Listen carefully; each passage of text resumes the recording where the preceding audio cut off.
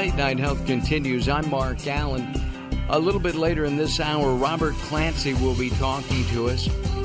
It's a surprise, maybe. Wait, look. Nope. He has not given us his topic for the day. He usually sends a text. He hasn't done that. But we'll be talking with Robert Clancy in just from MindsetResetTV.com in about 20 minutes from now. We go to Ventura, California, which is like around the corner from where our studios are at the palatial Wayne Manor. And we speak with Max Simon. Max is the CEO of Green Flower. Green Flower is a Ventura-based cannabis video platform, and we're going to find out more about that. Max, welcome to Late Night Health. I need to say what I said before we started our show. I was a big fan of your dad. He worked for years with Deepak Chopra. You did as well. And I was on your meditation and list for many, many years. It's nice to reconnect. It is nice to reconnect. It's actually nice to do a dialogue here. Before we talk about Green Flower, let's talk about cannabis in general. What are the statistics? Do most Americans think that marijuana is okay and that we should legalize it? Yeah, it's the first time in history where you really do have about an equal population with a slight favor towards legalization happening.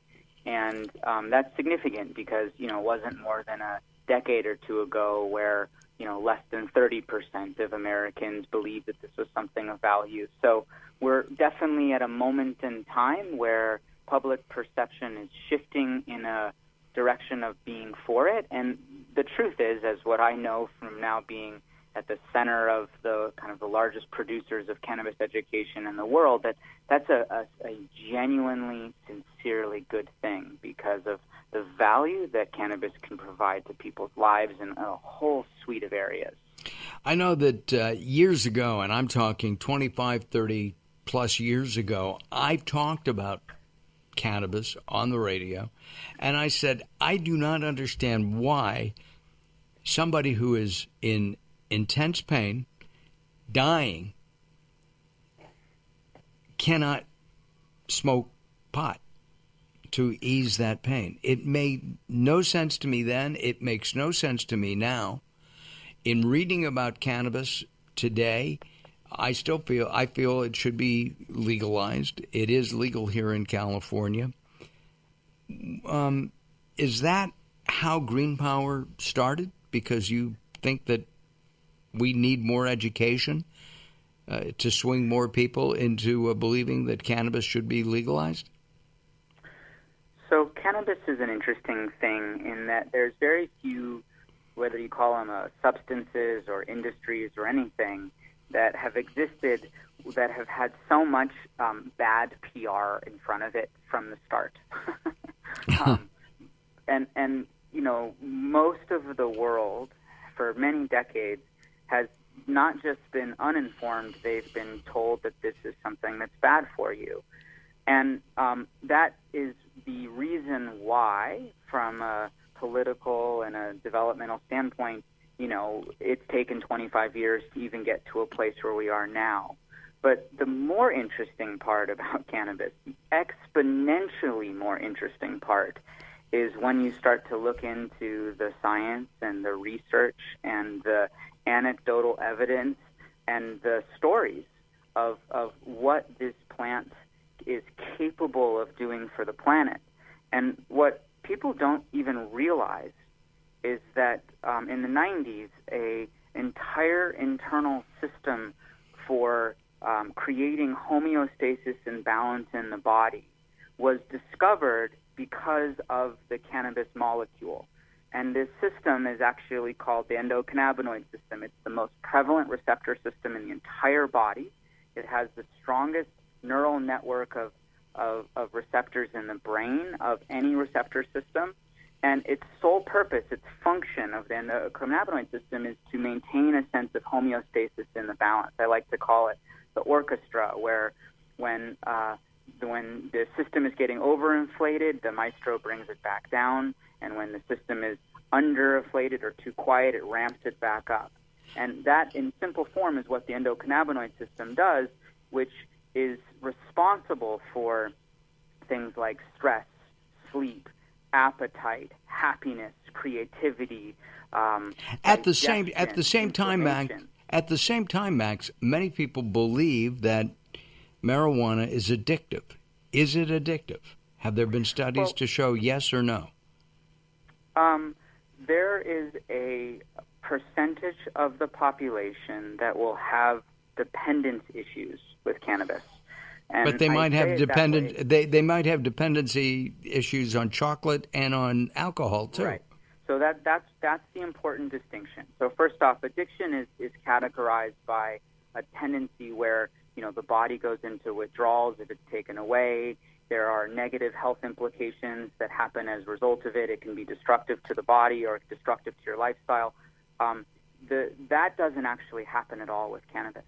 That there could sometimes be some mental dependence where, like caffeine or like work or like sex or like power, that people get addicted to the experience of cannabis. But from a physiological and a scientific perspective, the myths about addiction have been completely and totally debunked from cannabis. And really, we should be looking at this with the same level of harm that we look at things like caffeine and chocolate and not even alcohol. Alcohol is exponentially more harmful and toxic to the system than cannabis is. So we need to be putting it in its proper classification of risk aversion when we're talking about it. Let me just mention a couple things from my experience with learning about cannabis. One of the biggest crops in the United States as the U.S. started in 1776 and before, many of our founding fathers grew hemp. Oh yeah, it was actually required. It was part of a farm bill that was required for agriculturists to grow hemp because of its properties that were so prevalent in terms of industry and how it could be used. People also don't realize that in the I'm trying to remember the dates at the moment. It was in the I think it was the 1920s, 1910, 1920s. Cannabis medicine was the third most prescribed medication in our pharmacopoeia by physicians. And then in the 30s, it was outlawed. Right, exactly. Yeah, so in both cases, historically, both the cultivation and distribution of hemp for agriculture and for industry, as well as the medicinal benefits of cannabis, were not just widely known, but prominently accepted and utilized in our society. I actually read an article a number of years ago that showed that the reason that marijuana was made illegal was racially induced. We could talk about that when you come back on the show next time. A couple of weeks ago, I was listening to an old Dragnet show. You're too young to remember that. But Dragnet from radio, I don't remember it from radio, and they were talking about teenagers getting the gateway drug. Do we still have that stigma attached to marijuana? Oh, yeah. I mean, the misinformation around marijuana, cannabis, weed, whatever you want to call it, is it's really remarkably unbelievable, actually, because science today, I mean, there's over 25,000 peer-reviewed articles on PubMed about cannabis. It's actually more widely studied than Tylenol, than Oxycontin, than the vast majority of substances we have in the world. And the research around cannabis is absolutely, completely, and totally conclusive that the vast majority of these myths, from addictiveness to gateway drugs to causing schizophrenia to causing people to have worse health, to having brain health, every one of those myths that has been touted kind of by anti-drug crusades have been scientifically validated to be completely false. And we should mention that from an agricultural standpoint, hemp is a sustainable product. In other words, and grows exponentially faster than cotton and corn and any other product that's out there. A hemp plant can completely regenerate itself from seed in 60 days. Oh, my goodness. I didn't realize that. And of course, I'm going to assume it's non-GMO. I mean, when I tell you, so I was part of the mind-body medicine revolution that watched the world go from not understanding meditation and mind-body medicine and yoga to embracing it as something good for the planet. I can tell you with 100% certainty that within 10 to 20 years, the world will look at cannabis and the cannabis plants, which revolves around hemp and hemp seeds and all that other thing, as one of the single most important crops and substances that we experience in the planet today for our health and well-being. I'm sorry, go ahead. Well, it includes the health of our, the cannabinoid therapies will revolutionize every sector of healthcare that exists today. The production of cannabis and hemp as an industry will generate hundreds of billions of dollars and be one of the most regenerative food and fuel movements that exist in our society, as well as the fact that what it'll do to human happiness and the ability to treat things like depression and anxiety will be changed fundamentally because of cannabinoids and cannabis therapies and the cannabis plant. So, we'll wait for the rest of the world to catch up and see it. But now that I've produced content with 700 of the world's top experts, scientists, researchers, investors, inventors, entrepreneurs, when you're standing from where I'm standing from and you see what you know about this plant and this industry, you realize that it's beyond game-changing for our society. One of the things that I've always thought about it is that it can make you happy and you can wear it at the same time. Yeah, it's a special plant. It is. I mean, there's rope at the Natural Products Association. There's a whole section on clothing, and many of the clothes are made out of hemp plants. I have to point out that I guess there are different kinds of hemp. One that has the TCP, which is the thank you, that makes makes you happy, and then there's the kind that you can make rope out of and clothing and things like that. Briefly, in our remaining moment or two, Green Flower is a consortium of people who believe that cannabis is the way of the world. Green Flower is the world's largest platform for trusted cannabis education. So we have thousands of expert-led videos that cover every aspect of the cannabis industry, from the medical side to the industrial side to the cultivation side, that people can watch from anywhere in the world. And we have certification programs to validate people's knowledge and understanding of cannabis, and really have an ecosystem where people can basically learn the facts and the truth and get trained on just about any single facet of this space in this industry. So that's at green-flower.com. And green-flower.com. We'll also have a link on our website, latenighthealth.com. We'll have Max's pretty punim up there, too. That's his face. And a little bio and a little story about Green Flower. Go to green-flower.com, green-flower.com. Max, will you come back? Absolutely. It's good to be with you guys today. Okay, good deal. Thank you. Max Simon from Green Flower, the CEO. All right, I'm Mark Alyn, along with the insane Daryl Wayne. We return as we talk with Mr. Robert Clancy. Don't go away as Late Night Health continues.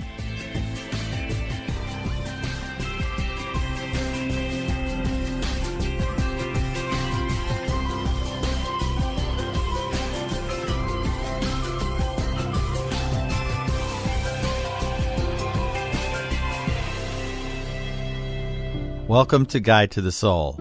This is Robert Clancy. Balance in life isn't about making everything equal.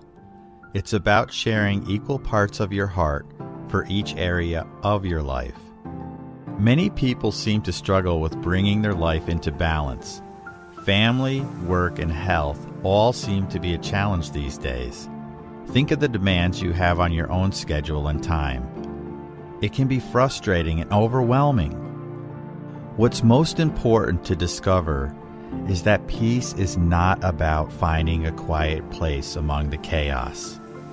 Peace is about listening for the divine whispers of love amidst this turmoil. Take a breath and you will find balance.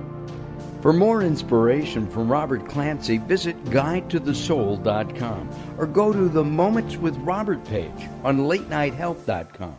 The stigma around mental health disorders and suicide is still very strong in our culture. It's an uncomfortable topic for many of us, and yet it's something we can't afford to ignore, according to Dan Shuck, the author of A Glass Half Empty or Half Full, a children's book for grown-ups. Last month, the CDC released a study that reports suicide rates went up more than 30% in half the states since 1999. A Glass Half Empty or Half Full, a children's book for grown-ups, takes a new approach to addressing mental illness. The book playfully explores pessimism versus optimism to find balance, manage stress, and enjoy life. The book uses humor to provide an opportunity to determine the fullness of our own glass and how to apply it to our daily lives.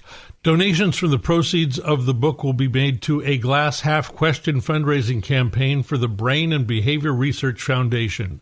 A Glass Half Empty or Half Full, a children's book for grown-ups, is available from Amazon.com, Kindle, and Barnes & Noble. For more information, visit www.glasshalfquestion.com.